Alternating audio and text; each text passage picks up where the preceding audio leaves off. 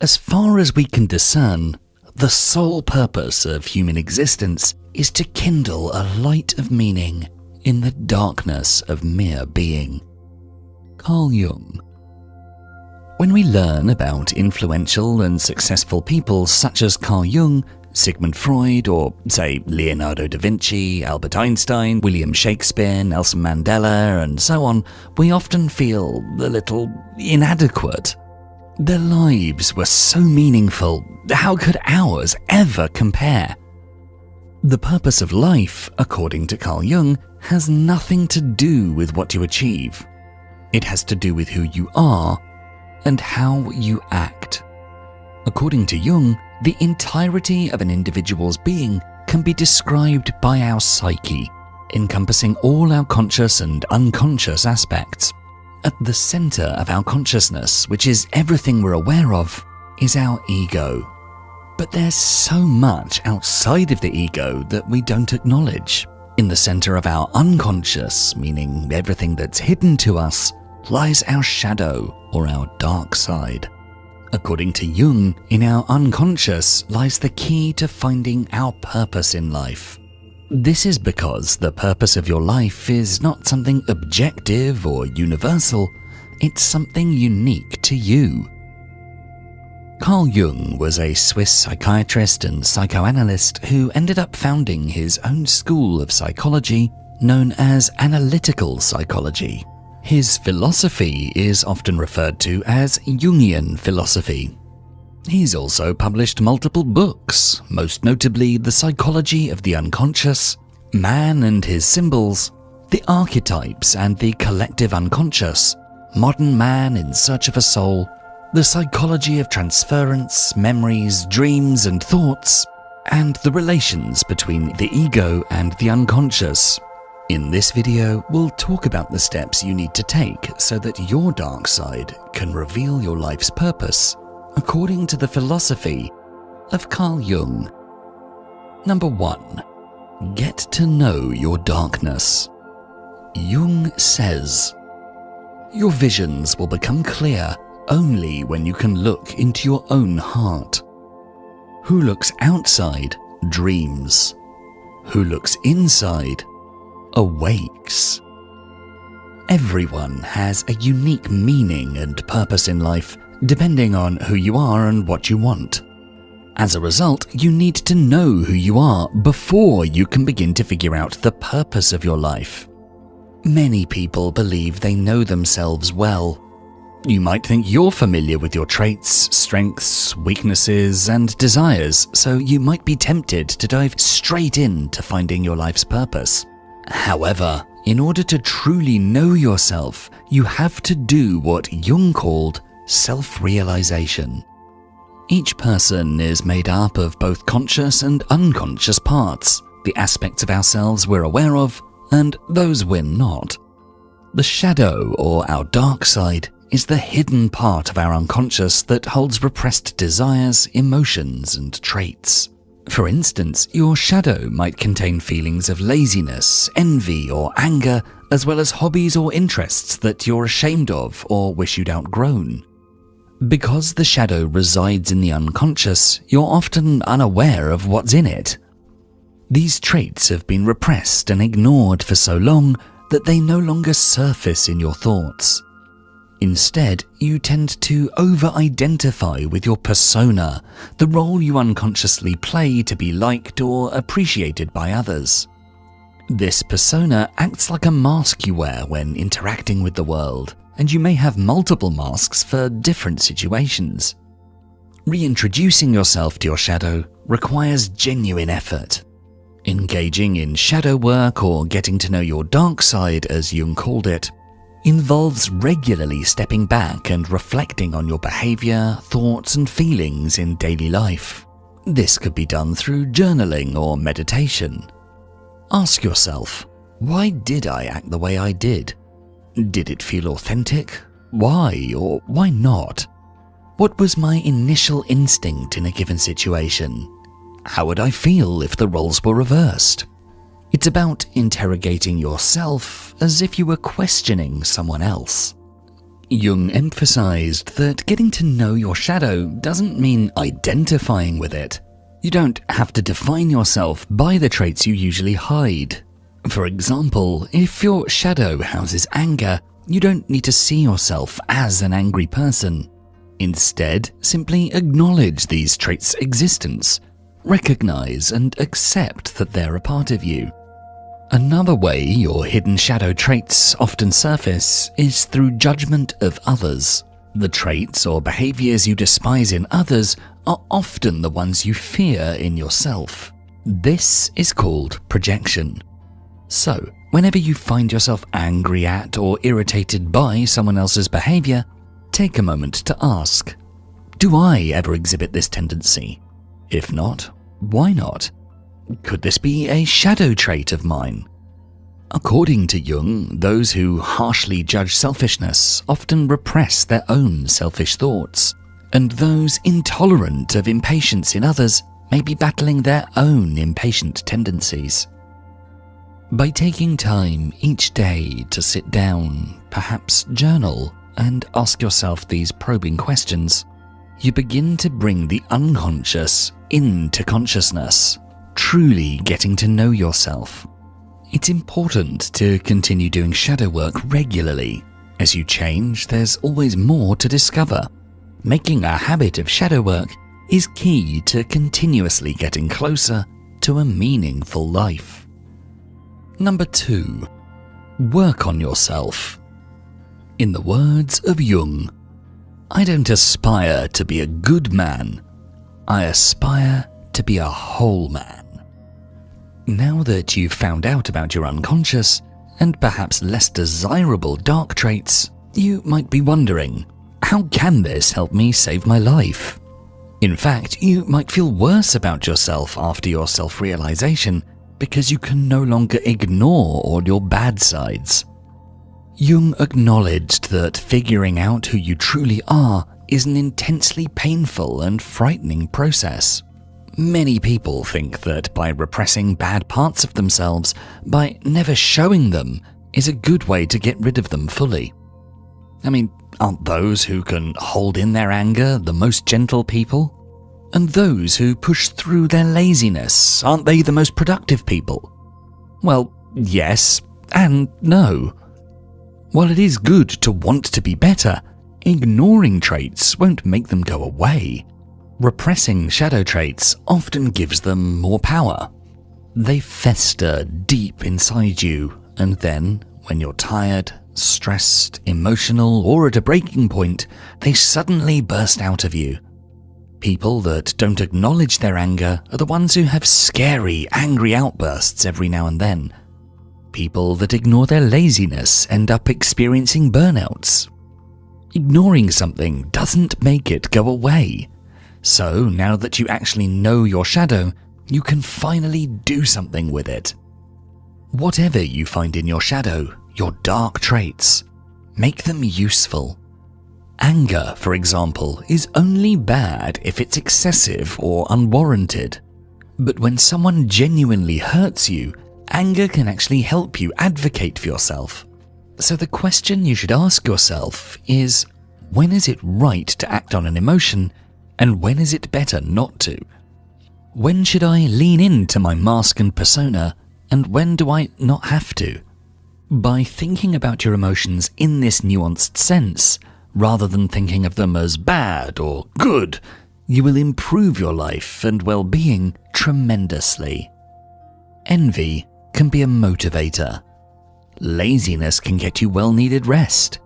Impatience can make you more active, if the context is right. In other words, you have to find ways to integrate everything you find in your shadow into your personality instead of ignoring it. Your shadow isn't here to punish you, but rather to teach you, and your repressed traits are here to stay. So only if you accept and embrace your dark qualities can you actually improve yourself. The self-knowledge and ability to use all sides of yourself is what you need to find out your life's purpose. Once your shadow is self-integrated, you become more yourself. You'll be more balanced, harmonious, and authentic. Once you've figured out how to use your shadow, you've figured out who you truly are, and thus it'll become much easier to figure out what you truly want and need from life. Self-improvement is another form of shadow work that never ends. There's always more to improve. When you continuously keep improving yourself, you are adding meaning to your life. Number 3, take action. According to Jung, you are what you do, not what you say you'll do. When you know who you are, how you can best handle your dark traits, and what you believe in, you have to show it. The purpose of life cannot be found in thoughts, but in practice. Jung thought that self-realization had to be shown in what you do rather than what you say. After all, you can only say you're a certain way and want certain things if you act like it. This means that you shouldn't live your life reactively.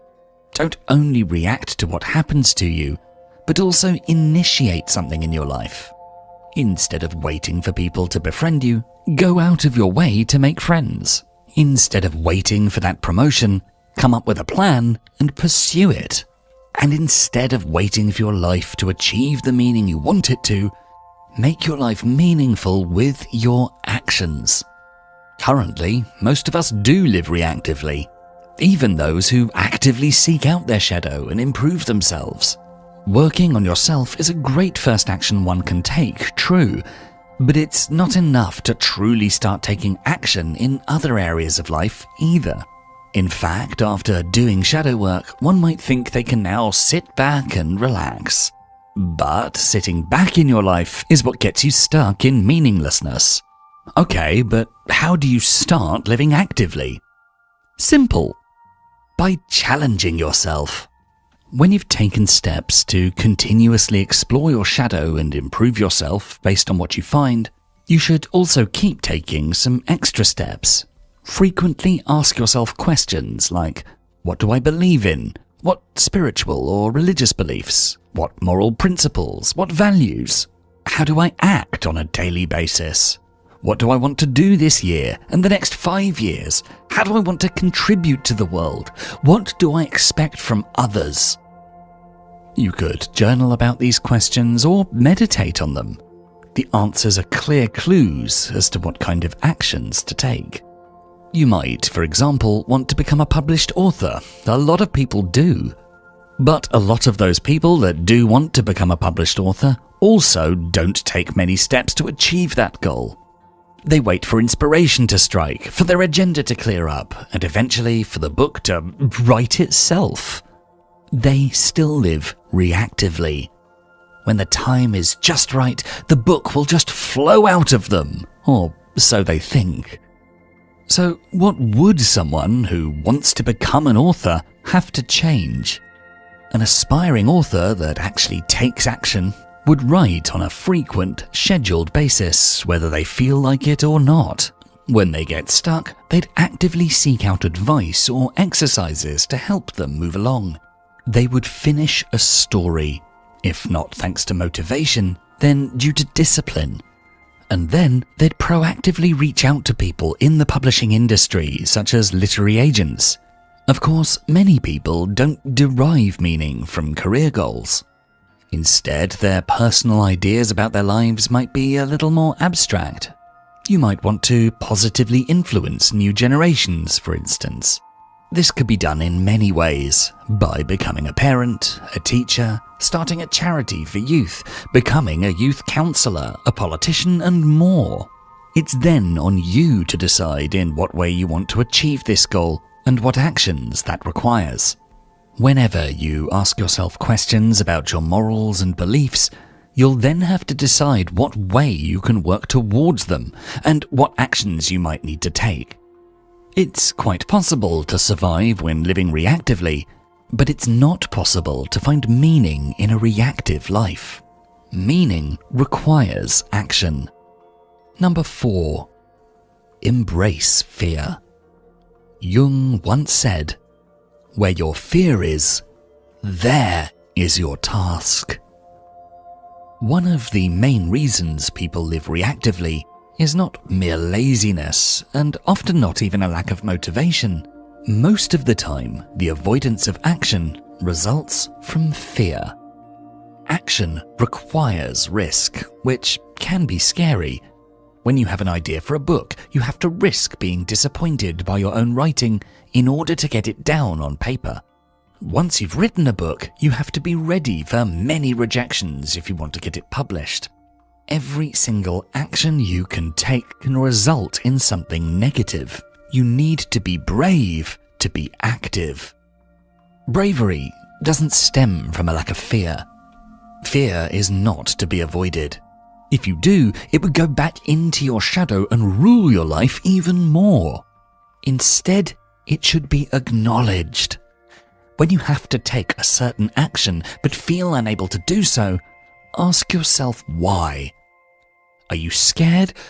What are you scared of? What are the things that could go wrong, and how could you deal with them? Fear is often contained by preparation, but don't confuse preparation with rumination or anxiety. Focus only on likely scenarios, not outlandish ones. When you want to publish a book, be prepared to be rejected by many agents, or even to find no one interested in representing it. But also be prepared to find an agent, or to have it published. Do not, however, ruminate about how agents and publishers might reject you, or about someone stealing your book idea, or about being laughed at. Those thoughts are unlikely and unhelpful. By analysing your fear and handling it in the form of preparation, you've already dealt with a great deal of it. The feeling will most likely never fully disappear, so when you've done what you can to minimise your fear, there's only one thing left to do. Dive into the deep. Bravery requires you to face your fears rather than get rid of your fears. Nobody who has ever done anything special has done so by avoiding what they're scared of. As Jung said, where your fear is, that is where your next task is. Once you know what you're scared of, you also know what's likely to give your life the most meaning. Number 5. Accept the bad. In our final quote from Jung for this video, he says, "Even a happy life cannot be without a measure of darkness, and the word happy would lose its meaning if it were not balanced by sadness." Let's see. You know yourself, you're always improving yourself, you're taking actions and taking risks. Is this the recipe to a perfect life? No, nobody's life is perfect. In fact, the most influential people in the world have often experienced the most hardships. And this is because the most influential people are typically the ones that take the most risks, don't let the bad situations get them down, and push through no matter what. So, accepting the bad and disappointing things in life is integral to finding meaning and purpose. In fact, meaning is dependent on it. A life that consists solely of triumph and joy is not a meaningful life, because joy is only as impactful as it is if you also know sadness. You can't win unless defeat was also an option. There can be no light without dark. This means that whenever something bad happens to you, you have to recontextualize it. Don't despair, but rather think, whatever good happens from now on will feel even better now. Aside from contextualizing